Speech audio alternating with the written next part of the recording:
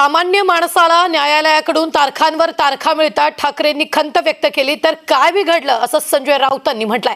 सर्वसामान्यांना वेळेवर न्याय मिळत नाही, संजय राऊत पाकिस्तानचे लोकही सांगतील शिवसेना कुणाची असं देखील राऊतांनी म्हटलंय। पण निवडणूक आयोगाला सेना कुणाची माहित नाही, पार्टी कुणाची आहे जनतेला सिद्ध करेल, जनता सिद्ध करेल असं देखील संजय राऊतांनी म्हटलंय। भाजप सेल्फिश पार्टी आहे, 4 राज्यात भाजपचा पराभव होईल असं देखील यावेळी संजय राऊतांनी म्हटलंय।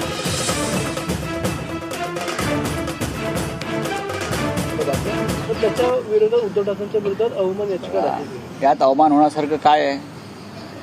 कोणीतरी एक मूर्ख व्यक्ती प्रसिद्धीसाठी किंवा कोणीतरी प्रायोजित केलेली व्यक्ती आमच्या विरुद्ध कोर्टात दाखल करताच खटले। न्यायालयात तारीख पे तारीख आहे की नाही हे स्वतः सर्वोच्च न्यायालयानेच काल सांगितलेलं आहे।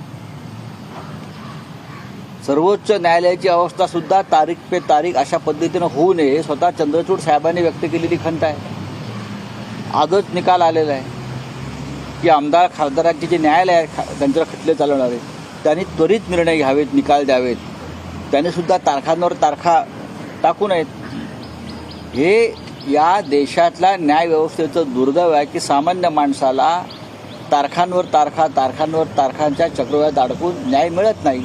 याच्यावरती जर माननीय उद्धव ठाकरे साहेबांनी खंत व्यक्त केली असेल तर काय बिघडलं? माननीय बाळासाहेब ठाकरे सुद्धा शिवतीर्थावरच्या अनेक सभातून याच्यावरती यांनी कोरडे ओढलेले, त्यांनी कोणावरती व्यक्तिगत टीका टिप्पणी केलेली नाही आहे। हे कोणाची तरी पिलावळ असते, ते आमच्या विरुद्ध याचिका घेऊन जातात, काय हरकत नाही, घेऊन जाऊ द्या ना। त्यामुळे एका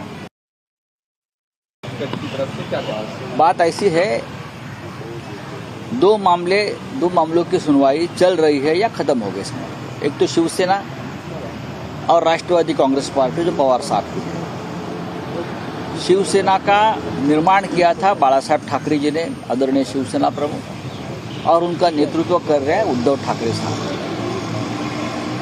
अगर आप पाकिस्तान में जाकर पूछेंगे कि शिवसेना किसकी है तो पाकिस्तान वाले कहेंगे शिवसेना ठाकरे साहब की है, बाळासाहेब ठाकरे, उद्धव ठाकरे।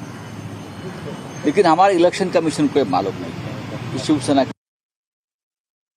इस देश का बच्चा बच्चा जानता है शिवसेना किसकी है, ठाकरे साहब की है। लेकिन इलेक्शन कमीशन कहता है कि कोई एकनाथ शिंदे है जिनके पास 40 MLA है, वो शिवसेना के मालिक है। वैसा ही है पवार साहब के साथ।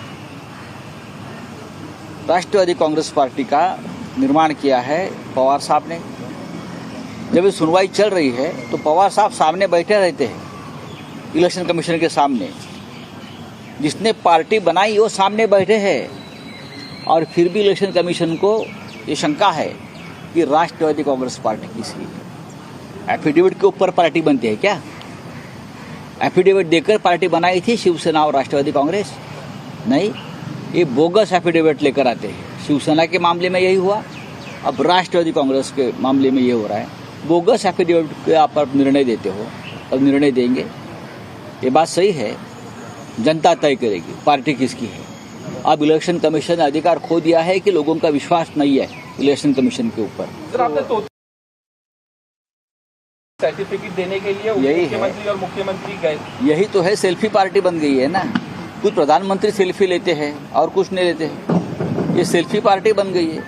ये सेल्फी नहीं, ये सेल्फिश पार्टी है। क्या? सेल्फिश, जो सेल्फिश पार्टी होती है, स्वार्थी, वो सेल्फी लेने में ही मजा लेते हैं। और क्या है, ये सेल्फिश पार्टी ना चाइना के ऊपर बात करेगी, ना मणिपुर के ऊपर बात करेगी, लद्दाख में चाइना घुस गया उसके ऊपर बात नहीं करेगी, जम्मू कश्मीर में जो टारगेट किलिंग चल रहा है उसके ऊपर बात नहीं करेंगे। सेल्फिश पार्टी है, सेल्फी भी है और सेल्फिश भी है। चलिए, थैंक यू।